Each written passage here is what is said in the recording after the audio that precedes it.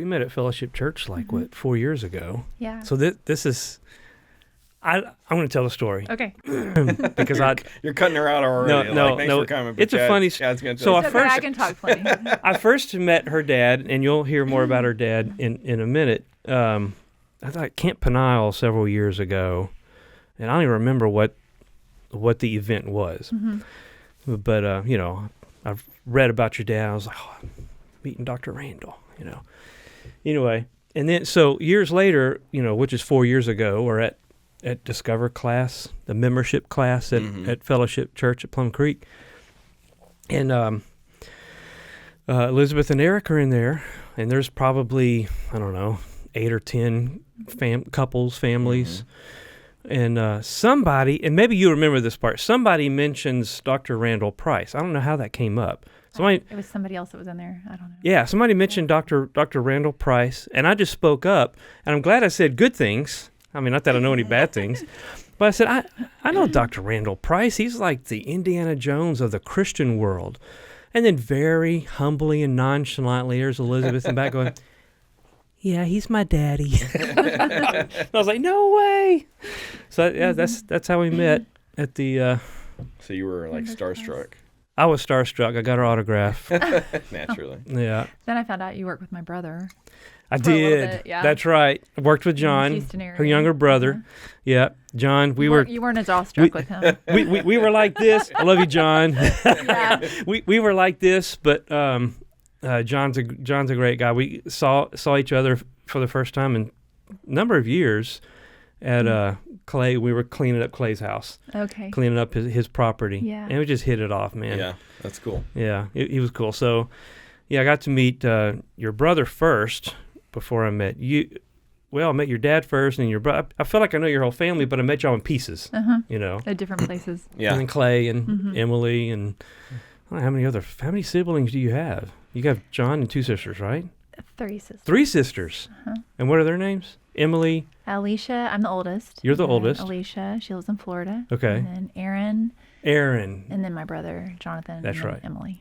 Emily's the youngest. Mm-hmm. She's the baby. Yeah. So you're the old. What was it like being the oldest for you? That's where the one that parents is, they're always learning. I'm the oldest too. Are you the oldest? No, I'm the youngest of 2, so I don't really count. Yeah, it counts. You're the baby. Yeah. So anyway, what was it like being the oldest for you? A lot of responsibility that I think just naturally I probably took over without anybody asking. Oh yeah. Growing up with my dad, being Indiana Jones, he wasn't at home a lot. Okay. Yeah. He was always off on an adventure or preparing for an adventure, in school, writing a book. Yeah. And my mom was with him a lot. Okay. Unless she was sick and pregnant, so. Oh, yeah. She was very sick when she was pregnant. So you kind of... So for the first 10 years, between me and Emily, a lot of those were Mom was sick and Dad was gone. So you took care of the family. You were like the mother. Did you mother your siblings? In a lot of ways, yes. Yeah. Was John the worst? John was the worst, wasn't he? For sure. Oh, yeah. Absolutely. How do you really feel, Chad? Love you, John. I really cried when I found out I was even having a brother, and then oh, yeah. People used to say, I feel so sorry for him. He's the only boy. And I said, do not feel sorry for him. Yeah. I feel sorry for us. Yeah, right. So, yeah, but he was only 10 when I left for college, so. Yeah. I feel like I always kind of had a big thumb on him that the other siblings didn't have. Yeah. Kind of kept him in line. But you got a neat family. So I say her dad is like the Indiana Jones of the Christian world because he's a biblical archaeologist, and he even has a hat, or at least I saw a picture of him with a fedora. He really played that was up. His whole persona. In fact, when I was in high school, the San Marcos paper had a headline that said San Marcos has its own Indiana Jones. Oh, so wow. Literally, this is how people viewed him, and he had the hat and the jacket, and was always in a cave. Were you close to that at all, as far as going on any of the adventures, so to say, or was it just this is my dad's job? Growing up, most of my life, I think my siblings were closer to it. Yeah. My dad was just a humble pastor. He really didn't start a lot of the Indiana Jones, and that's why that came out in high school, because he had written, one of his first books was In Search of Temple Treasures, meaning the temple in Jerusalem. Oh, yeah. And so that kind of started. He had gotten his doctorate in archaeology, and we lived in Israel when I was young. Okay. We moved there when I was 1. My second sister was born there. You lived in Israel? What part? In Jerusalem. In Jerusalem. Yeah. So I went to Fantastic. preschool there in Wow. Israel and in Jerusalem, and spoke Hebrew when we moved back to the States. You spoke Hebrew. Yes, but I didn't keep it because I was teaching my dad. Can so you say coming back anything in from Hebrew? preschool. You remember anything? Shalom. I don't remember much. Yeah. Shalom, y'all. Yeah, shalom. So growing up, you lived in Jerusalem for a Just little for while. when I was, I barely remember it. We moved back to the States, and my dad was going to the Hebrew University. Okay. He had done, after a seminary, he had gone there to do his language studies there. Wow. And so we were just there for that time, and we moved back to Texas after that. And my parents didn't really think they would, have the money or be able to go back to Israel, but the Lord opened the doors for my dad to lead tours. And so I don't remember what the last count was. I think he has been to the Holy Land. It's the last tour we went on, I think, was 105 times. No way. So, he's been able to go back at least once a year. Does he still many times. Does he still lead tours? He still does? We didn't get to last year because of the war. Okay, right. Yeah, I went with him in 2023 and in 2019 and in 2017. It's probably a big question to ask you, but like, what's the highlight of all of those for you? Like, your favorite? Of all the times I went with him on a tour? Yeah, of all that. Oh, goodness, so many. Your Holy Land highlight. I loved watching my dad and my husband teach on the Mount of Olives. That was definitely Eric's favorite. Yeah. Just picturing No kidding. when Jesus was there and coming back. So. Also on the Sea of Galilee, that's a big highlight for me. We always take a boat, like in a kind of an original boat out on the Sea of Galilee, and have a time of worship on there. And so that's a big highlight too. My parents went, I don't know, maybe 3 or 4 years ago, but I've never been. I would love to go. Just imagining walking the same path that Jesus walked. Being on that the Mount of Olives where he was, and being in the same, of course they don't know 100% if that's the tomb, but that they believe that that's the tomb that Jesus was in. You saw it, huh? Do you think it is?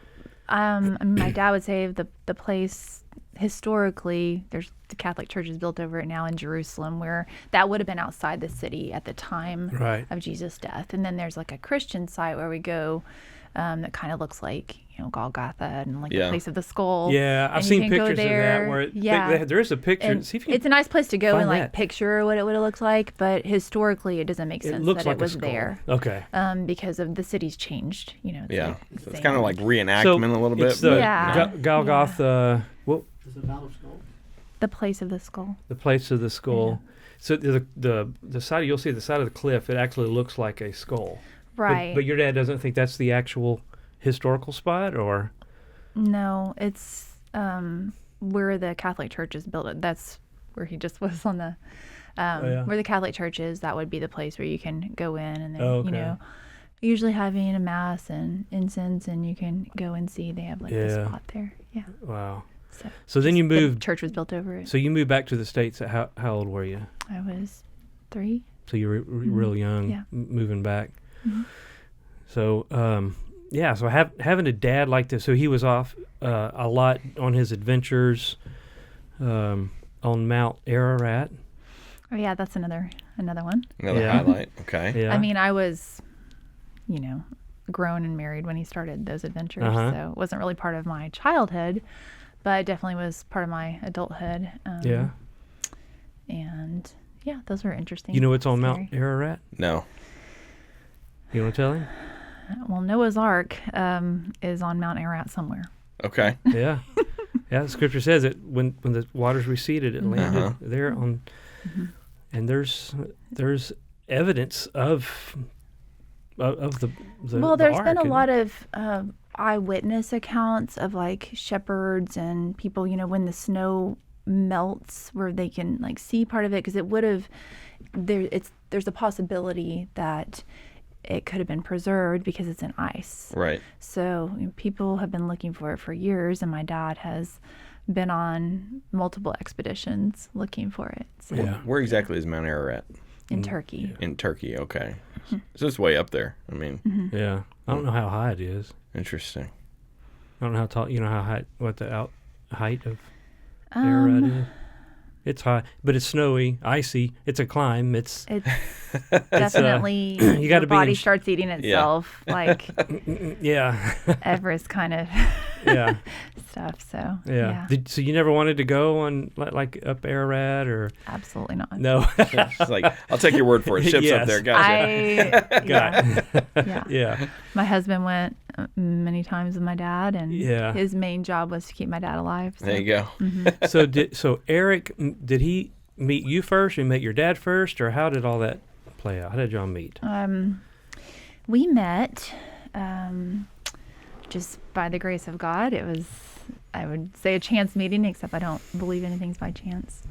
I was a senior in high school, and Eric was doing an internship right out of college. So he's 3 years older than me, and he's from Illinois, and I'm from Texas. Mm-hmm. And he was working, doing his internship at a church in West Texas. And we had moved away from that area when I was 10. And my parents had a house that we couldn't sell because the economy just, it's one thing after another. For 13 years, they prayed to sell this house, and they could not sell the house. And it was one of those why God questions for them. Just could not figure out why something would fall through every time. And so the renters had torn up the house again, and I overheard my mom, I'm in San Marcos when this is going on, just overheard her passing by on the phone saying, yeah, I need to leave on Friday to go deal with the house situation. And now I know it was the Holy Spirit, but then I was a believer, but I wasn't really following the Lord. I had, quenched the Holy Spirit for many years doing what I wanted to do. Yeah.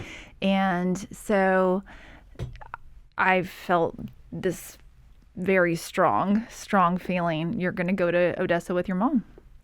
And I was like arguing with it out loud. No, I'm not going to Odessa with my mom. Who wants to go to Odessa with my mom? I have a sister-in-law in Odessa, or Midland, which is the same thing, Same right? area, yeah. We went there for Thanksgiving a couple years ago. Why would It's real charming. Why are you living here? it's not Sorry, selling the folks who house. live there, but Right. anyway. Nice folk, but Yeah, they're good people. yeah. So he was doing this internship out there, and Eric wasn't in the picture yet. And so that was, I think, a Sunday when I'd overheard her on that call, and all week long, I was just sick to my stomach and arguing, I'm not going to Odessa. I've got this and that this weekend. There's no way. By Friday, I was just sick. I could not shake this. And you I were, need to go to what, Odessa. like 17? I was 18. You were 18 I just at turned this 18. time. Okay. Halfway. It was in Yeah. I think February of my senior year. And so I asked my mom, I said, Mom, I think I need to go to Odessa with you just on that drive. She was like, why? I said, I don't know. Maybe you're going to get in a wreck. Maybe I need to help you with something. I don't know. She said, okay, well, come on, get in the car. So we went and didn't know I was going. And when I got there, we were just there Friday night, and Saturday she dealt with the house, and then we left Sunday morning. And the woman that we stayed with is kind of like another grandmother to me when I was young. And she had taken in 2 interns in the top of her house, the upstairs of her house. And Eric was one of them. So Eric and Craig ended up being a missionary to Israel later on. And so they were both interning at the church, and my mom and I stayed there that weekend, and I met Eric. And he was a youth intern at the church, and I was just another high school student that he saw an opportunity to get to know and share Christ with. And from the moment that I met him, I knew he was really, really different. Yeah, like how? He just wasn't I mean, like I other agree. guys. Yeah. He just the questions that he asked and the way he asked them, and then just his energy was different than most guys I knew. We went. Is that what attracted you to him, being that kind of a different kind of a guy? I wouldn't say like I was attracted initially. I was more annoyed. Oh, really? That's how most love stories start Yeah, it in my is. experience. My Yeah. wife is Still annoyed. Annoyed. That's how my wife and I are. Yeah, yeah. We That's went great. to he took me to the bowling alley where the youth were meeting that night. He's like, "Hey, come along," and so we went, and then that ended, and he was like, "Well, it's kind of early, you want to check out the movies?" Back then it was at the mall, and bowling alley was right there, and so I said, "Yeah, we can check that out." And we go by the movie theater, and he said, "Oh, well, there's nothing good on." I'm like, "What do you mean? There's all these movies." He said, "Yeah, but they're rated R." And I said, "You're like 21. You don't ever watch a rated R movie." And he said, "Well, usually there's, nudity in them and things that I would, Yeah. it's not just that I would be uncomfortable watching it with you. I don't put that before my eyes." Yeah. And so I remember thinking, well, that's different because most of my current friends, that's why they go to that movie. That's like the whole reason. Yeah. And so he just, I think he was one of the first people outside of my parents that showed me that he wanted to live a godly lifestyle. Mm-hmm. And that's what was different. Wow. So, yeah. Wow. So when did the annoyance turn to, hey, this guy's, Attraction. This guy's cute, or We had a long distance. That story is very long. Okay. But long story short,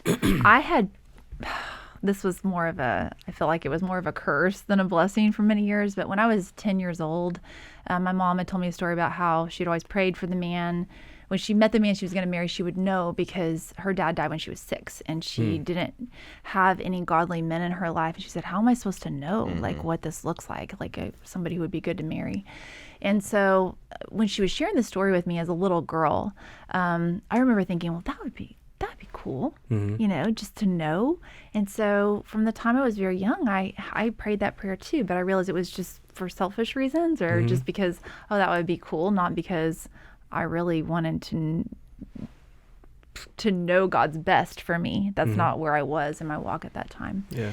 And but God answered that prayer in a strange way, and I didn't know for another 4 years that it was truly answered. But He didn't give me peace about dating anybody else, or so I was driving back from Odessa. I mean, it was just a very quick meeting.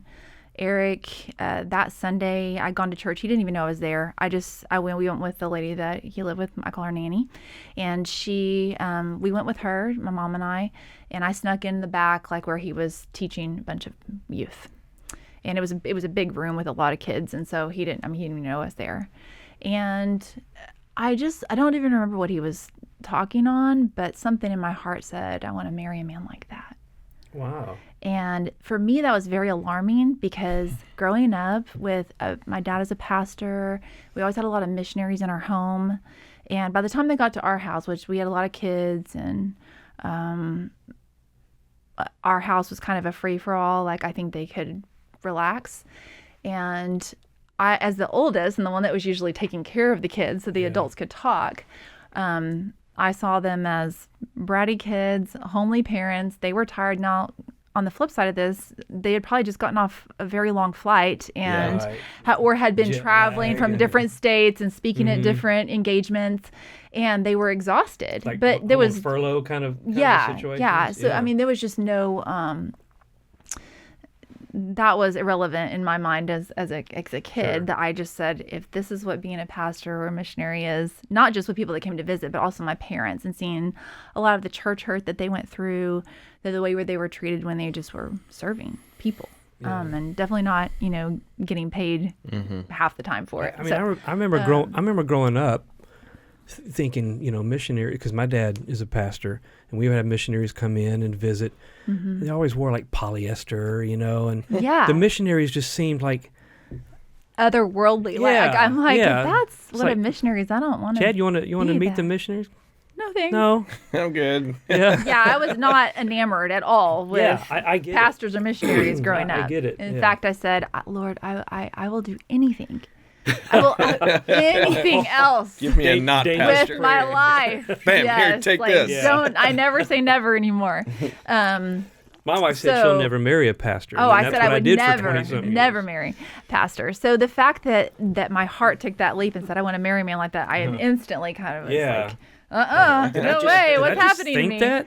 So yeah, so on the way home, we were on that drive back through the tumbleweeds, and my mom said, "You're kind of quiet," which wasn't normal.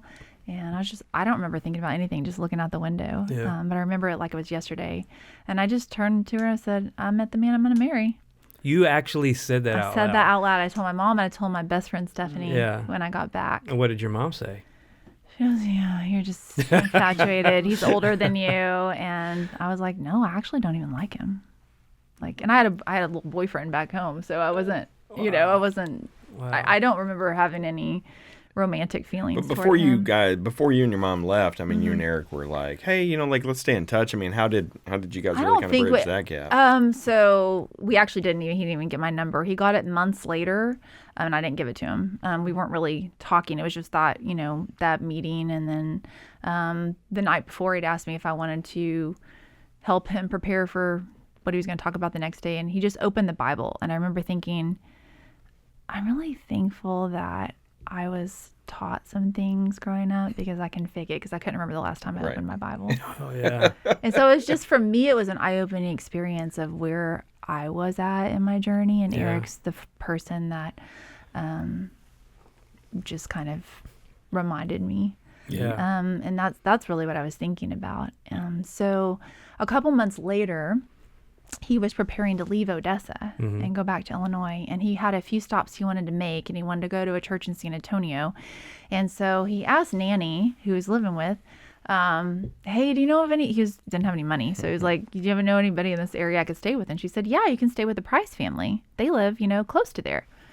And so he got my number from her, and really, I had no idea at the time that he was just calling to mooch a stay off my parents. I was like, why is he calling me? Yeah.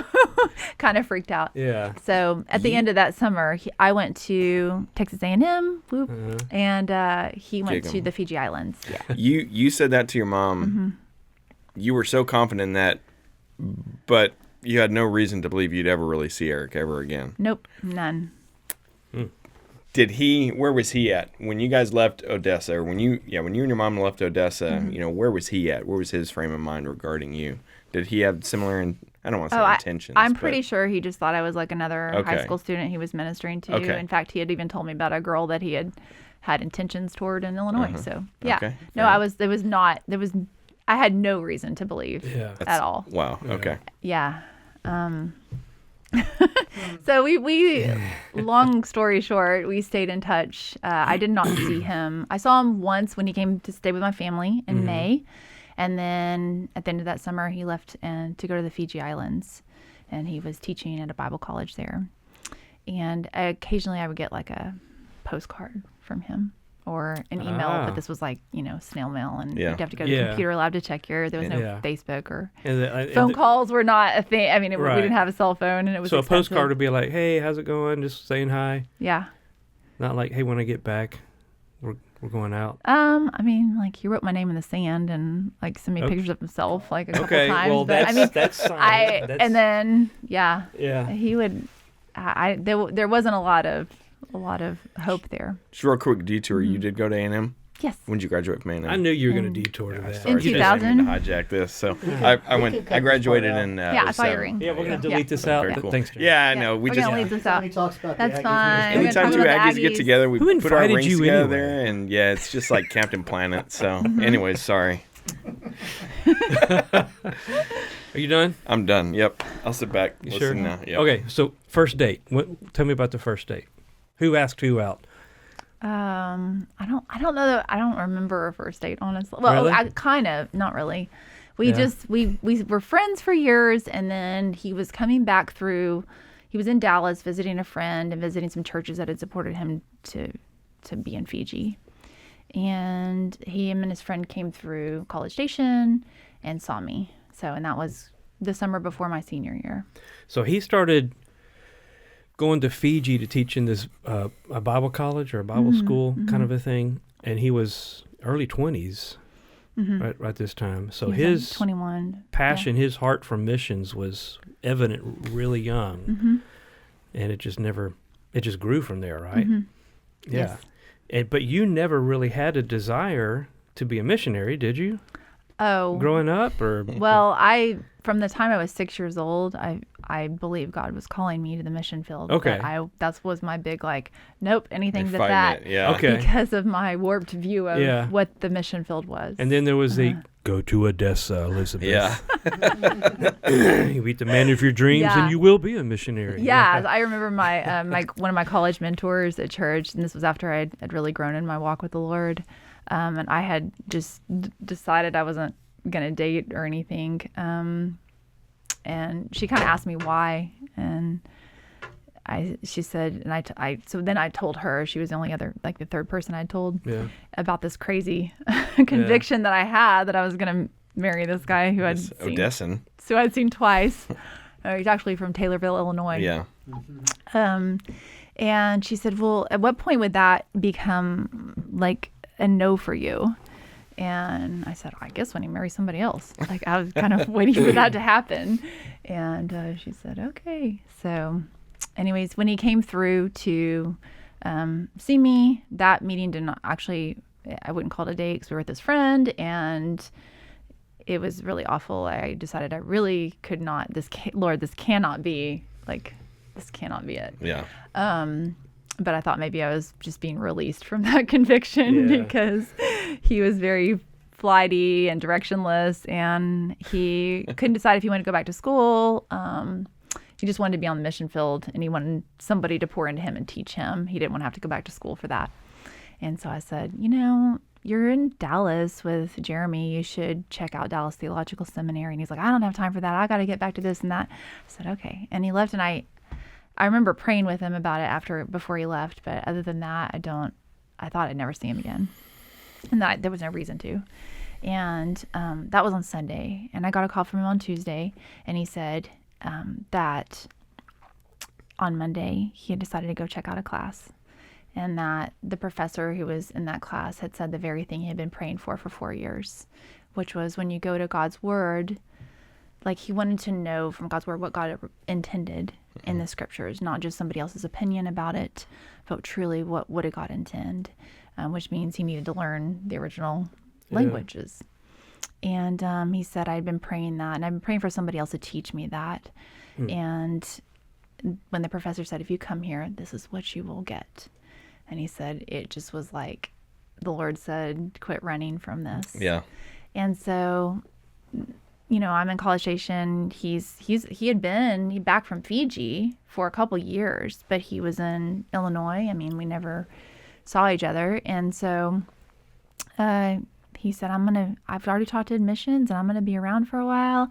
And, I'm looking for a place to stay and waiting to get into the dorms. And I was just wondering if I could come. His whole demeanor was different 2 days later. Yeah. And he said, I was just wondering if I could come down and see you next weekend. So I guess I would call that our first date. So we went on a walk, and he asked me more questions about me and what God was doing in my life. And we both still talk about that walk. And, yeah. So. Did you go to the Century Tree? No. Do what? It's more Aggie stuff. Sorry. Oh, Just had to. yeah. We were at the park feeding the turtles. Okay. Yeah. So when did he propose to you? December 23rd of 1999. December of when? 1999. 1999. Yeah. December 23rd. That's Catherine's birthday. It's my youngest birthday, December 23rd. And y'all got married. I got married in August of 2000, so not much. Much later. When you're ready, you're ready. Make it happen, baby. That's what I'm saying. Yeah, I don't like these long engagements. And so, how long after? I mean, did y'all immediately go to the mission field, or what was that like? No, we were in church ministry for about 10 years before we went on the mission field. So sorry. So he got it was a THM at Dallas, Yeah. which that's a huge master's. That's like 120 hours. Yeah. It's like going to college all over again. Okay. It took Except 6 harder. years. Yeah. So It's a hefty load for sure. So then y'all went into we were in church Dallas the ministry? first years of our marriage, Okay. and we worked in a couple different churches there, mostly with youth ministry. Mm-hmm. And then we moved. We were at a couple other churches after that. And Eric always was itching to go on the mission field. I mean, even right out of seminary. And we had a couple opportunities. And I was the one that I wasn't afraid. I didn't feel like it was time Yeah. for our family. And we had 2 young boys. And so we just waited. And Eric was always itching. So when we actually went on the mission field, it was the Lord. I was the first one to go. Really? Mm-hmm. Yeah. First one to go To Haiti. Okay. And, I mean, Eric hadn't been there. And then I went, and it was my 3rd trip. And I came back and told him that I felt more at home there than I did in the States. And he was like, wow. God, what are you doing? Talk about Why is that? I can't really explain why. Yeah. I thought at the time we were adopting 2 girls from Haiti, and that's originally why I went. But it became very clear that God was opening doors for us to move there very quickly at that time. So we moved there in September of 2011, which Okay. was, about a year after the earthquake. Mm-hmm. And so Wow. the Lord just opened the doors. We were on a school campus, so our boys had a place to go to school, and I could help the girls and homeschool them and learn the language and all that. Yeah. Yeah. Okay, so But we really thought we'd only be in Haiti for about 2 years. We made a 2-year commitment. Okay. And our purpose for that, Haiti's kind of some people call it the missionary graveyard. It's Wow. a lot, there's a lot Enchanting. of, it's close to the U.S., that, and just, there's a lot, Jesus is there, but the gospel is very distorted. really? A lot of works, a lot of hold a stick out of the door if they're not dressed right. There's a lot of animism mixed in with voodoo. Mm-hmm. And A lot of like witchcraft kind of stuff. Yeah. So the Lord kept us there. We thought it would be 2 years, and missionaries had told us, if you can live in Haiti, you can live anywhere in the world, which I do Except believe Odessa. is true. Yeah. I could live in Odessa now. So we thought it was a preparatory ground for us and a place where our girls could transition because they were older, and that would be a healthy transition for them if we stayed in their culture. And but the Lord kept us there till they were adults, and they got to keep their language and their culture, and we learned a lot. Yeah. How long did it take you to learn that? I learned more conversationally because of being put in situations, in my home where, she speaks no English. I mean, almost no one there speaks English. So, Sure. Going to the market, having to get the kids in school, just So did y'all have working to with people. Did you have to there. learn the language first and then go there, or you just immersed yourself in it and learned? When we originally went, we were with a English school, so they didn't. Okay. They kind of, in some ways, discouraged you from learning Creole because they didn't want the students on campus to speak Creole. Huh. The same thing with another English school. Plus, they would like for you to use your translators so Yeah. that things wouldn't be miscommunicated in the Yeah. beginning. But my husband's a rebel, and he was always outside the gate talking to the guy who sells sodas, and he learned very, very quickly. He was very fluent. Yeah. And I was, in the home a lot with the kids, but our girls did not speak any English when we adopted them. And so I wanted to be able to communicate with them. So it was a lot of more like kid talk for me. Yeah. Yeah. And then I ended up running into a guy that was working at an orphanage, and he spoke English, but he said he found out I lived there, and he said, "Oh, I've been needing help with this test I have to take for English writing. Do you think you would, be able to help me with that?"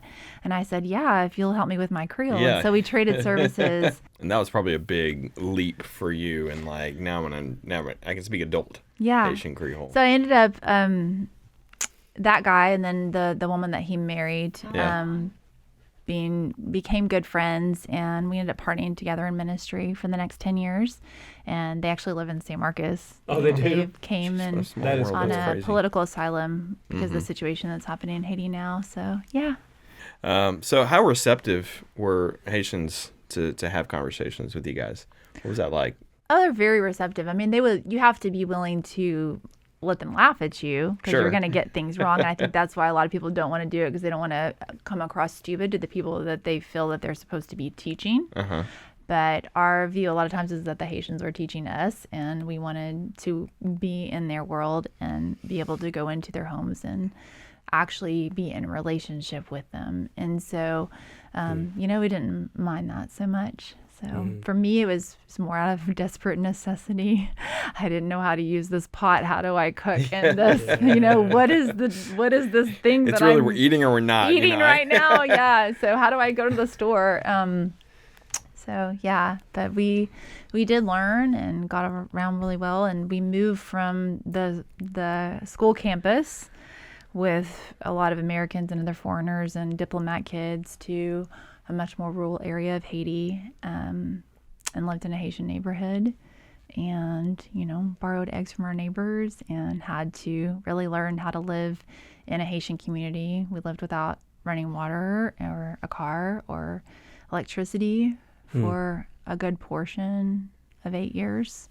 So it was a lot of bucket baths. And so when you really live with the people, we're still, we always had access to, we could, get out of there. We have passports that they don't have. So, living that privilege is you never quite get what it's like to live in a country where that's what you have. That's all you have. Our trash usually was their treasure. We'd throw something, an old mattress or something out that was just awful. And, that was somebody else's big find for their house. And so,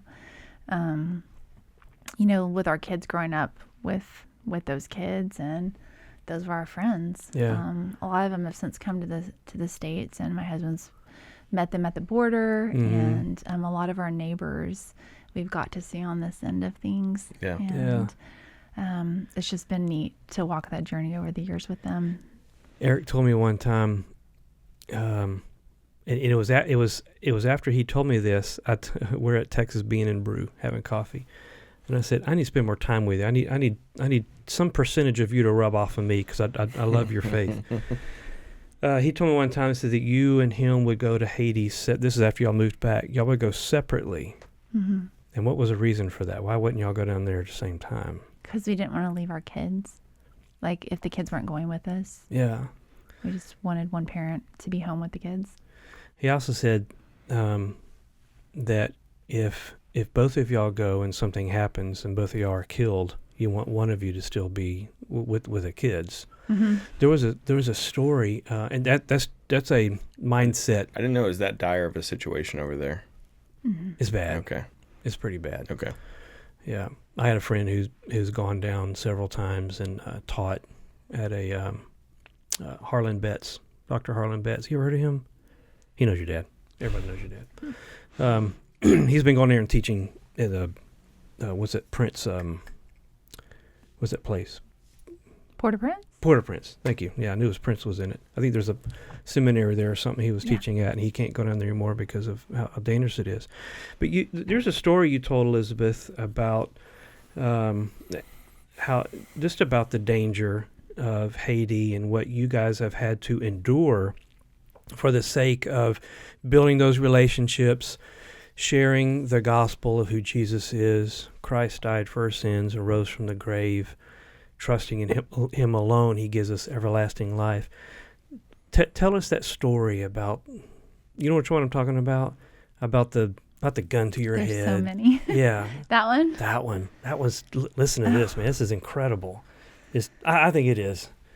We just don't live this way. Yeah, it's Yeah. Well, Haiti, I mean, I never really felt super unsafe there, except for a few times. We had moved to this new neighborhood, the one that I was referring to earlier. And so people didn't know us yet when this happened. And we were kind of, the foreigners who were, I don't know if they saw us as a threat, but they definitely expected for us to do something for them, not just to be their neighbors. And we'd actually moved there to try to get away from living where we worked. yeah. So we just didn't know them yet. And we were living on the ocean. I mean, it was literally like an ocean and the cliff, and the houses were then walking distance. So there was a little beach down about a mile down the road. That was a private beach you could pay to get into. And we had some friends visiting he was a pastor from Tennessee, seminary friends and their young child, and our 4 children. And we all walked to the beach, and we're walking back, and we had our 2 dogs.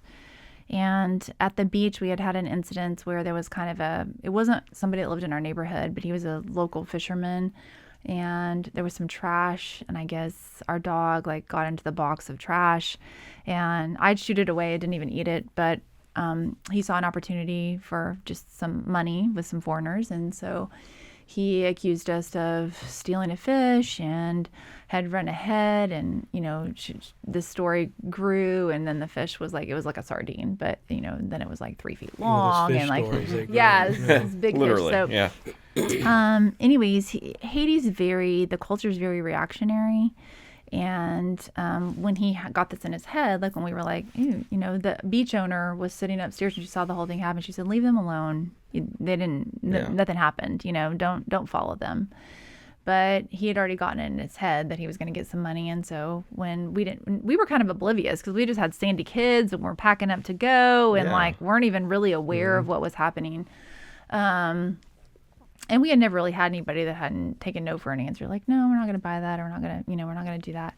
And he ran ahead of us, and there's a cliff on one side and the ocean on the other, and ambushed us on this path on the way back to our house.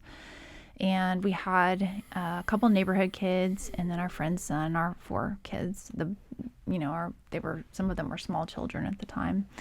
And he said he was going to kill the dog, and he threw a big rock and hit the dog in the head, and the dog's bleeding everywhere. And I'm trying to, of course, console the dog. And then he's picking up more rocks to throw. And Eric just grabbed him by the arm and was no, trying to get the rock out of his hand. Dude, Wow. no, Yeah. there's little kids. And Eric deterred him, and he ran on ahead. Well, Eric decided that he should go back and talk to the beach owner because we were working with a local school at that time that always would take the students to that beach resort. It wasn't a big resort. It was just this local beach. And we had a relationship with the owner. And we had that relationship because we had been going there for a while, and the school had before we even moved to that neighborhood. So he said, "I'm going to go back and talk to her and tell her, this can't happen if you expect us to bring visitors, Right. and neighbors. We just paid all these for these people to get into Not good for business. your property." And so he went back to have that conversation with her, and I walked on ahead with our friends and the bleeding dog. And as I'm walking along the path, And the kids were with you. mm-hmm, Yeah. it was our 2 friends from Tennessee, Okay. and their son, who was about 7 at the time, Mm-hmm. and our boys who were 5 and 7. Did the dog make it? The dog is in San Marcos, Texas now. All right. This dog is 9. This dog has 9 lives, but I did not think the dog was going to make it. The dog was definitely. We thought it was on death's doorstep. Had a big hole in its head. I almost asked one of those questions. that Yeah, I didn't the want to know dog- the answer to, You gotta know. but- Yeah. The dog made it. Okay. Somehow the dog made it to America. But on the way back, I kept hearing little, people along the road saying things like cochon, volé, which means pig, stealer. And I'm going, I didn't know a lot of Creole at that point, but I knew what those things meant. Yeah. And I was thinking, And you knew they were referring to y'all. yes. And I was like, why are they saying that? And it dawned on me that this guy had run ahead and that he had said some things. And so I was my heart was pretty aware that we needed to be cautious, but nobody, I mean, we had wet, sandy kids. Our friend had been attacked by sand fleas at this beach. She was in pain. Our dog was bleeding, that nobody else, like, they were just wanting to get to the house. So we round a corner, and our gate was like about the third gate right around the corner. You have these big metal gates in Haiti with bars on everything. I mean, I always call the houses kind of like look like jails a little bit for security. I mean, we could just bar ourselves in at night. And so I had to open this gate, and we had a Haitian lady that lived with us, and she saw us coming from the balcony and let us all in. And when we started around that corner, I said, everybody just get in the gate, just get in the gate, just get in the gate. And when we got up to the gate, there was a mob of people. I don't know how many people are there. I would say at least 20, 30, maybe. It was just a crowd that blocked us from going any farther. They were right in front of our house. And this one guy that I'd never seen before, I don't even think he was in that neighborhood, but he walked out and in English said some foul language and said, "I hate Americans," and pointed a gun at all my kids and our friends. And I just kept saying very calmly, "Get in the gate, get in the gate." And they all went in the gate, and I was the last person, and he had the gun to my head. And I just kept walking and slammed the gate as hard as I could. And people told him later, "You should have seen how hard your wife slammed that gate." I was like, "What would you do?" And that was a long it was a long journey from that time to us developing these relationships. But I know that the Lord allowed that to happen, and for us to stand our ground in that, because we could have either we leave, or they wanted us to pay. This guy still had a big thing about like paying him for the fish, and it was this big. I mean, we were called pig and stealer for months after that. Anywhere we would walk, our kids would get hit by cars, veer out of the way while they were just walking in from school in their little Haitian uniforms. Had rocks and glass thrown at them. People were they were not happy. And you would think, like, as a missionary, like, if you're not invited to be there, people don't want you there, like, why are you staying there? And so that was a big, Lord, do you want us here? Like, are we supposed to stay here in this? And I had a lot of anger come up for me during that time, because we really hadn't done anything wrong, and we were living peaceably next to them. Do you think that maybe, I mean that was the catalyst in this situation, but do you feel like eventually those tensions were going to arise out of something? Sure. Like almost they were just looking for an excuse to, Sure. valid or not, they were going to hate you for something. It was a right? test. Yeah. But some of those people in that mob ended up becoming some of our dearest friends. Hey, how did that happen? Remember that rock you threw at me? You picked a small one for me. I felt some love there. That was cool. We stayed. One of our mentors, they were second generation missionaries in Haiti for over 70 years. And when I asked her, they're both buried in Haiti, and she was 96. And when she was about 91, I asked her, Eleanor, why, like, how did you stay for so long? And she said, because the Haitians said, "Thank you for finding us worthy of your staying." And most people, see Haiti as a worthless country. That's not doing anything for society. But they're beautiful people.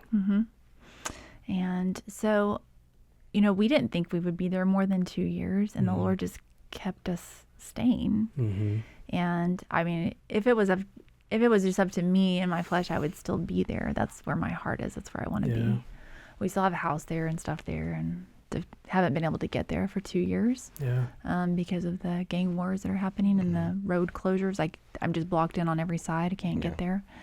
But that incident, God did a big work in my heart through surrendering just the issue of justice, and like, this isn't right, this isn't fair, and being angry about certain situations that were happening to us, even things like everybody else had electricity. We didn't have why when even the government's giving electricity, do we not have? Well, they were like stealing it from us, and just things kept happening. And then I was like, Yeah. And it could have been a like I hate them situation, and at times it felt that's Sure. the feeling that was in my heart, and I really had a moment of just, Lord, how can I feel this way about the people that I'm supposed to be serving? And it was really the Holy Spirit, just like the time that he said, go to Odessa. I literally, You recognize the Lord that. his voice just said, there was no justice for Jesus this side of heaven. And, on that walk to the cross, and while he was on the cross, where did it look like the justice was there? If we're to fellowship in his sufferings and reflect his light to a broken world, that's what this is supposed to look like. And it just grew my trust even more in my relationship with the Lord. And I just had come to like a crisis of surrender, that no matter what happens and no matter how painful that is, that it's okay, that I'm supposed to show grace. And it's that grace that when someone doesn't deserve it, because I certainly don't deserve grace, and none of us do, but that God demonstrated his grace because we were sinners and Christ died for us.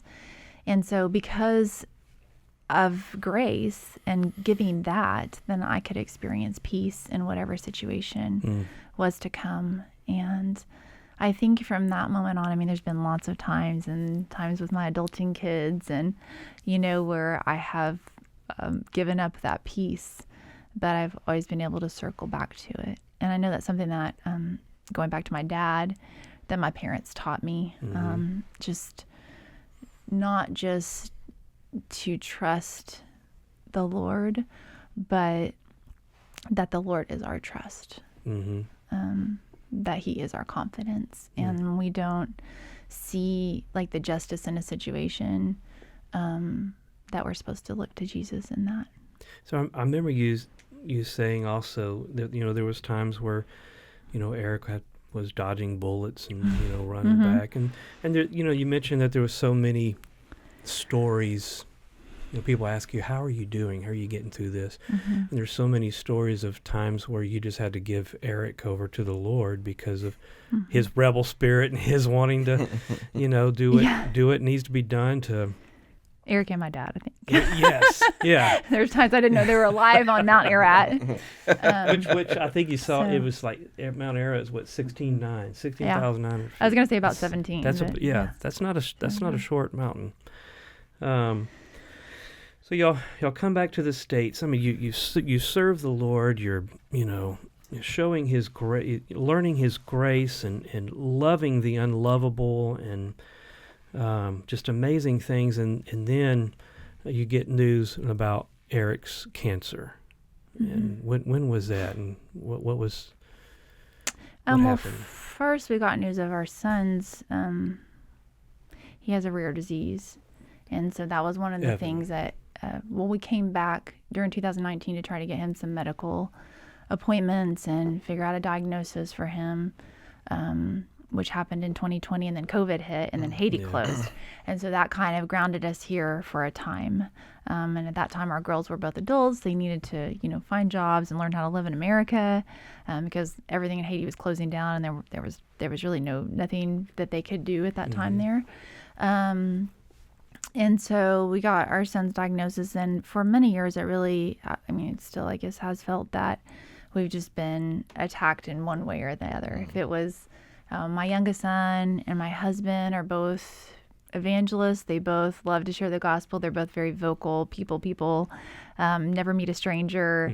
And with both of them, their voices were under attack. My son has voice issues and airway issues due to a mitochondrial weakness. It's a muscular disorder with no cure. So we found out about that first, and that was, devastating when you're first hearing it from the doctors.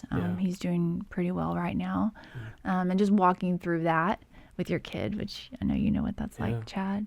And then we've had difficulties with our other 3 kids with a lot of mental things, and coming back off the mission field, there's a lot of trauma.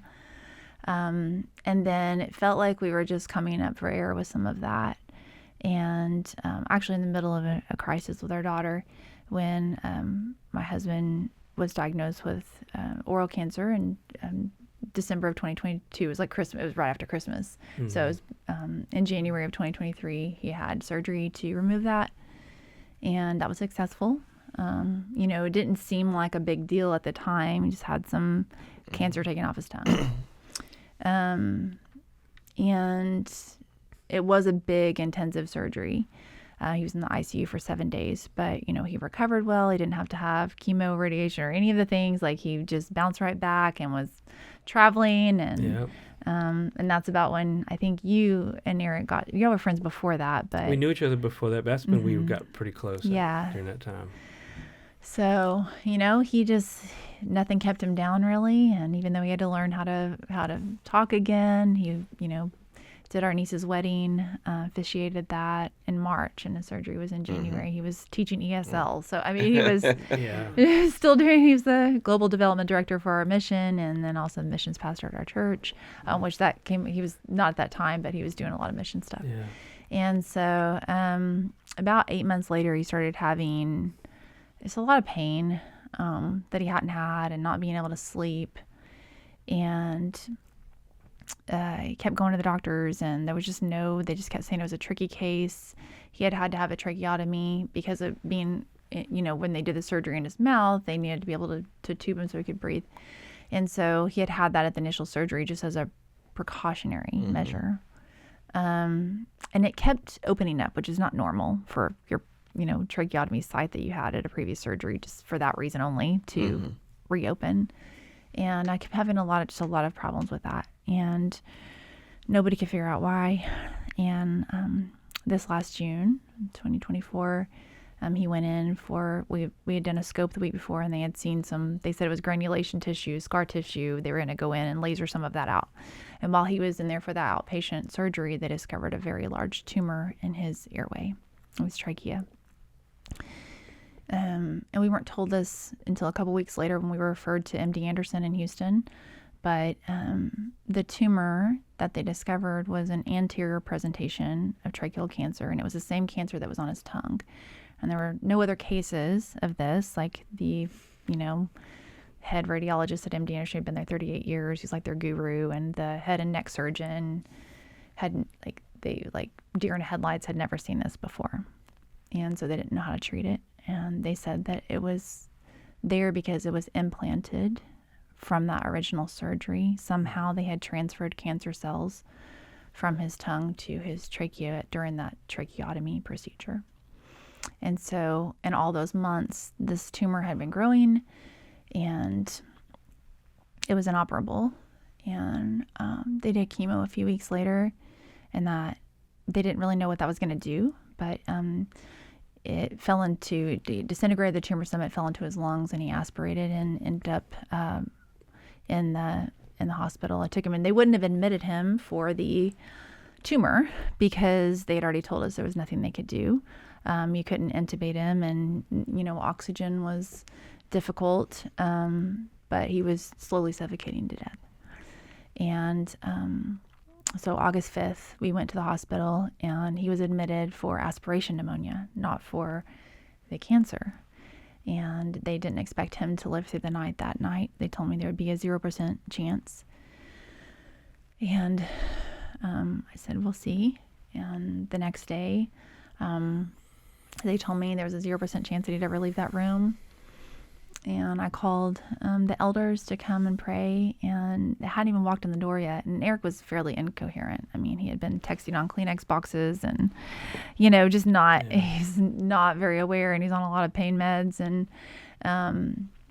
they came in, and all of a sudden he looked up, he started writing clearly on his whiteboard. When they came in.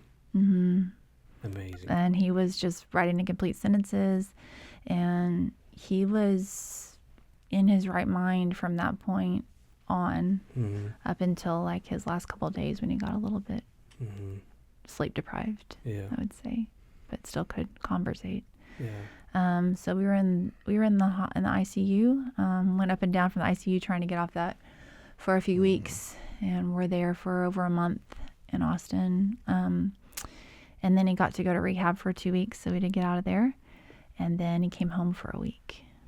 And at the end of that week, he collapsed, and I called 911, and all his vitals were normal. But we got him to Kyle ER, and he passed away in the ER on September 28th. September 28th, yeah. Mm-hmm. I remember visiting him in the clinic in San Marcos. What you don't want to? Well, I can't remember the name of it.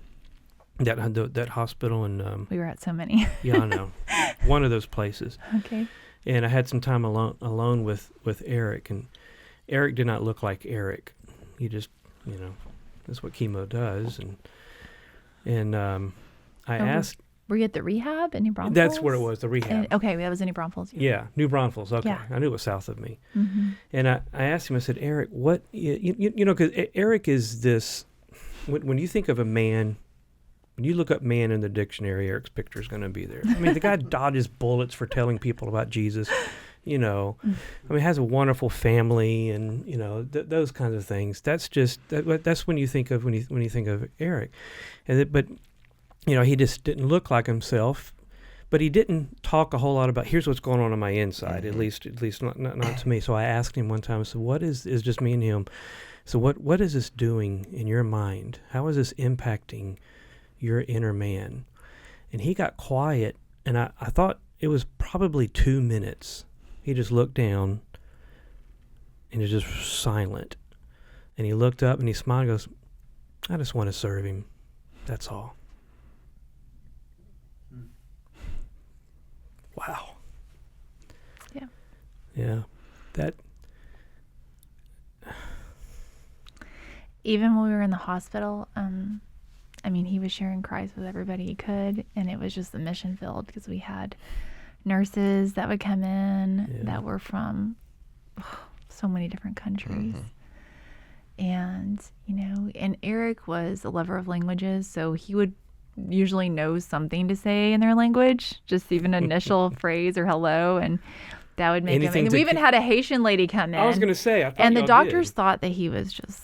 They were like, "Oh, he's gonna die any day." Like they didn't want to give him a feeding tube. They didn't want. They were like just waiting for him to. We were on the death ward where nobody else left there. Yeah. And they came in one day and he's talking to the maid in Creole, and he hadn't been able to speak 2 days before that.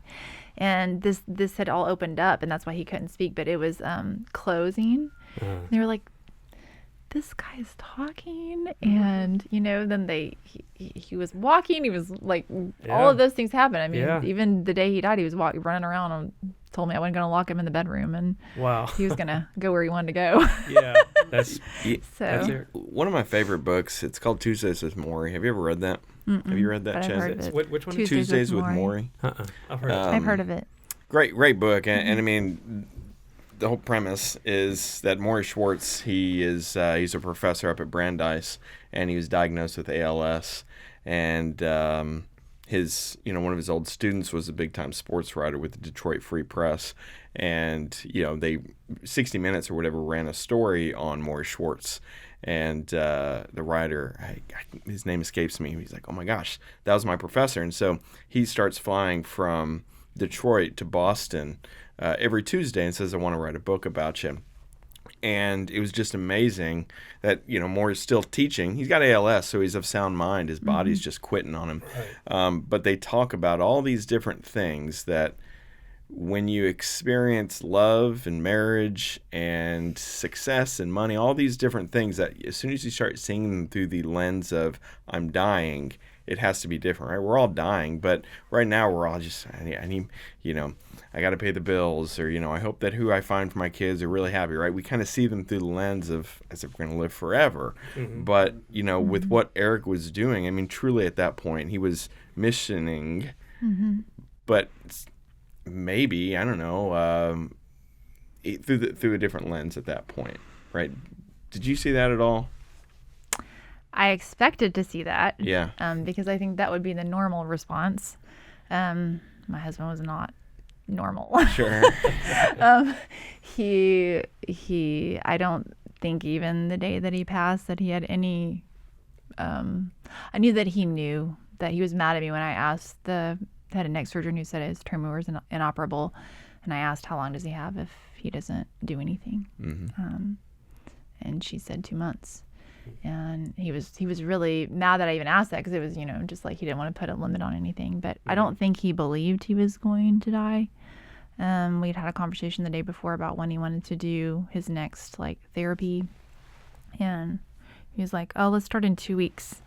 I was like, why 2 weeks? I'm thinking the sooner the better. Yeah. He's like, oh, because that'll give me more time to get stronger. And, it was just this hope. He really believed that God had more for him to do. And I think God did have more for him to do, just not while he was here on this earth. Mm-hmm. But just his testimony is what I mean by that. Right. But no, I don't think he thought about dying that much. Yeah. Even when he was in the hospital and the doctors would try to have very frank conversations with him about it. He was like, Yeah. Yeah. yeah. Do you know about Jesus? It was really, I know where I'm going. but the thing is, exactly. Eric was always like that. Yeah. I told stories at his funeral. That's what Chad's referring to with, the gun to my head story. Really, the other part of that story was that they were after Eric because this guy had said that Eric attacked him. I was just holding the kids. Mm-hmm. So he really wasn't trying to hurt me. He was looking for Eric. Yeah. And so Eric's walking back on that path after giving the report to the beach owner, and there's nobody to warn him. And he didn't have a cell phone with him. And I'm thinking, he's going to die. And there were that time and so many times before that the Lord just had protected him in whatever crazy situation he had found himself in, on Mount Ararat with my dad, or in Israel, or in, just so many situations. But I surrendered Eric to the Lord. The Lord brought this to my mind just the other day when somebody asked me, how are you going through this, and how are you able to do all the things you're doing, and staying strong in it, and with the parenting 4 kids and working 3 jobs, and how are you not falling apart by now? And I was like, because I'm not the one doing that. I could not do this in my own strength. And I just felt the Lord carrying me, and it's akin to this other time in my life when I was single before Eric and I it was before he had proposed, but he was supposed to be moving to Dallas. Yeah. Mm-hmm. And so we were kind of sort of dating, and he had, was committed to moving there. And then he had this lame brain idea about moving to, I think it was Korea. And he had sent out this mass email, and I was on the mass email. He didn't even talk to me about it before he sent out the mass email because he was scared of the finances to go to seminary. So we thought, I'll just go over there, teach English for a year, and then he'd do this year at a time thing. And I remember thinking, God, this guy's so annoying. What? I'm not in a hurry, but why did you put him in my life again? Somebody's got to rein this guy. I don't know. And so I went through a couple days where I was just frustrated. And the Lord just said, this is not about you, and you need to surrender this and trust me. And I remember thinking, you know what? I went through a few days where I just gave him up. Maybe it was because I was mad or whatever. I didn't talk to Eric about it at all, but I just gave him up. And it was the sweetest time that I recall having between now and then with the Lord. It was like, if it's just you and me, God, I am so content with that. And like in a way that is hard to describe. It was just supernatural. And so that's been, where I'm at now. I'm in that I feel carried and held and not I don't know, just at peace about what happened. Because it's just a weird story of, you're in Haiti and you're ministering and going through all these dangerous obstacles, and then cancer. And he comes to America. Yeah, but comes to America where it's he beat easy. that cancer. Like, Well, it didn't not spread just or cancer, metastasize but at all. Was it malpractice? Yes. It was malpractice. Yes. Dodging bullets, going through all of that, and then cancer from malpractice is what takes his life. It's got to have been tempting to say, God, what? Well, both of you, that's my question really for both of you, knowing both of your stories. How do you avoid that? How do you not fall into that trap of why me? I'm doing all this great stuff. There's a lot more people that are less deserving, less worthy of grace and things like that. And my question for both of you, y'all have fallen on significantly more misfortune than a lot of folks have in that regard. How do you answer that? Have you been tempted to think that way? I think it goes back to that time in Haiti where I felt that way. And I was like, why us? Like, why is this happening to us? We're here to serve you, and we're here for these people, and they're treating us like crap. And, and Jesus was like, well, how was I treated? Yeah. And if I am, and if he is my trust and that's how he was treated, then that's what I should expect. And so, the Bible says to count it all joy when we face these kind of trials.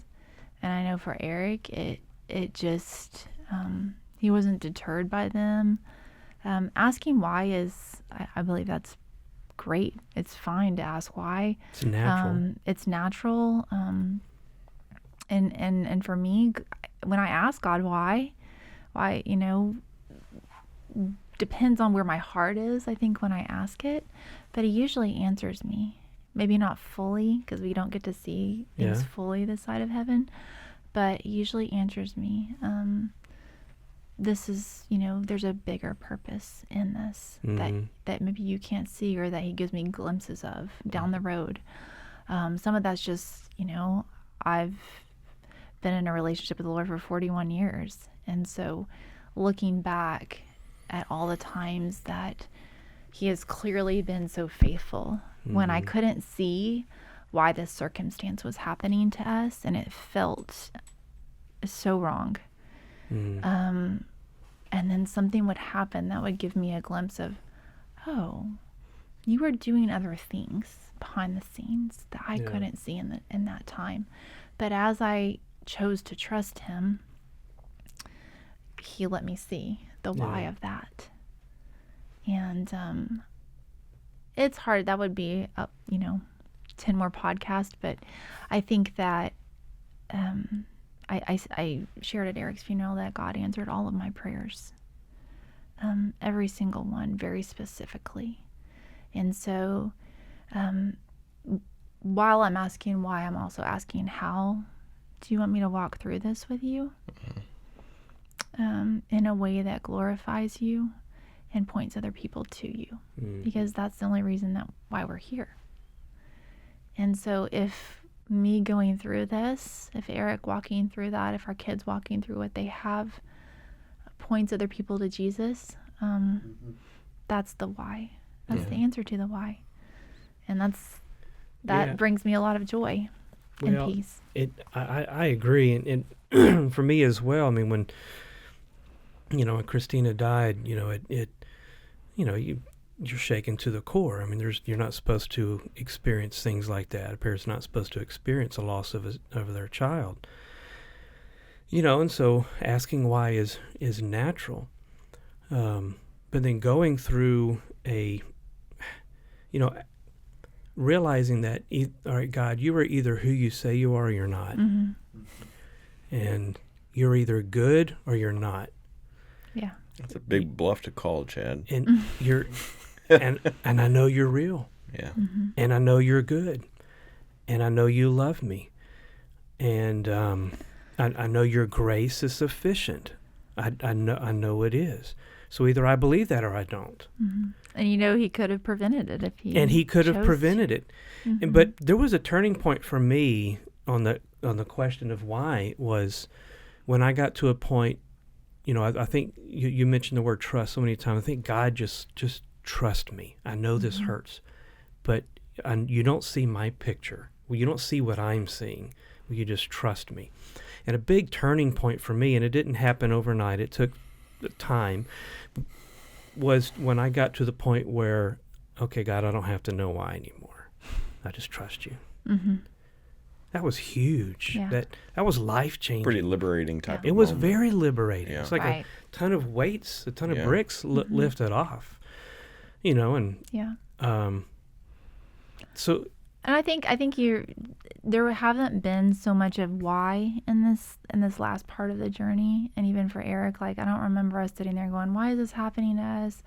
We had lots of whys in the past, and it wasn't new for you. It wasn't, and we had come to that point of just trust me. Yeah. And so, while I think it's healthy to ask why, I think we already knew the why. We were already there, and that's why God was able to use him in the hospital so much, and to give me just the peace that surpasses all understanding, walking through that, and with all the people we were navigating and our kids, and just watching my husband age. By the end of it, it was kind of a sweet thing too, because you mentioned he didn't look like Eric at all. Eric always looked very young and vivacious and athletic. And when we got to the rehab, that was really hard for me, because the doctors that were at the other hospital had walked through this with us for over a month. So they remember what he looked like when he walked in, versus even though he was on death's doorstep. But he hadn't lost his hair, and he had, just lost all his muscle. And by the time we got to the rehab and I was signing paperwork, they thought I was his daughter. Yeah. Well, I was going to say he looked older than his He parents. looked like an old man. Yeah. Because he lost his hair and just fuzz. Not just his hair. It was just, frail. he looked very old, and he was very hunched over. And I think there was God used that in my heart. It was really sad, and it didn't seem to bother Eric at all. That's what's so strange. He was like, if it was me, Like, he would make fun of himself. I'd be so devastated, but he was make just fun of himself. You do have lovely hair, so. not like he had lovely hair. He had a gorgeous head of full thick, head of hair. curly black hair, at age 50. So he was not. You'd be jealous. Yeah. I'll take it. It just didn't seem to bother No, him at all. it And he, was just trying to get stronger. Yeah. And I called Eric a bubbling pot of optimism. He was just always, there was almost nothing negative That's why I love came being around him. out That's of why him. people love being around Eric. That was part of the I love- annoying part too, but yeah. I get it. But yeah, he was, I think that God did something sweet with that, just getting to grow old with him in a very strange, very I get it. fast way. I get it. I saw some friends last weekend that we went to seminary with, and they were like, y'all live so much life You did. in your 24 years of marriage. It was like more life than most people ever get, even if they're married for 50 or 70 years. And I really do feel that way, that, I don't feel like I missed out on life, on adventures, or on my husband growing old with me. Yeah. Well, and for believers, the best is still yet to come. I love the verse. I have a love-hate relationship with this verse, but I've grown to really love it. I think it's 2 Timothy One where Paul is inviting Timothy, come suffer with me in sharing the gospel. Mm-hmm. And that is not what the Christian world in America does today. And I want us to become that. The Christian world in America, come to us where it's comfortable. We'll give you lovely things. And Paul's marketing scheme was, come suffer with me. You're probably going to die. Yeah. You're going to get beat up like I have multiple times. But it's so wonderful. It's so rewarding. And, you know, I think Eric said it right. You know, I just want to serve him. And I think that came from a heart of love for God. You know, he loved Jesus so much because he recognized how much God loved him, even when his body looked like an 80-year-old man. There was so much of a peace that he had. And so let's finish with this. People who are watching this right now, and we're very grateful for you guys turning in, but what kind of encouragement can you give to other people who are just entering a darkness of their life, whatever that may be?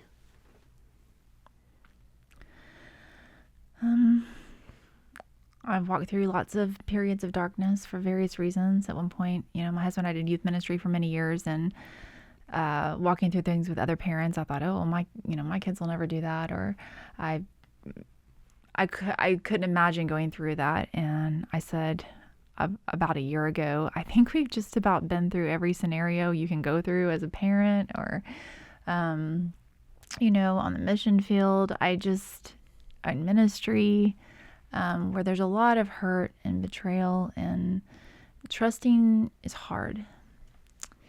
And, you know, I think there's always the temptation to become bitter in those relationships. I had some friends ask me the other night. They said, well, like, how are you not, like, are you mad that these things happened?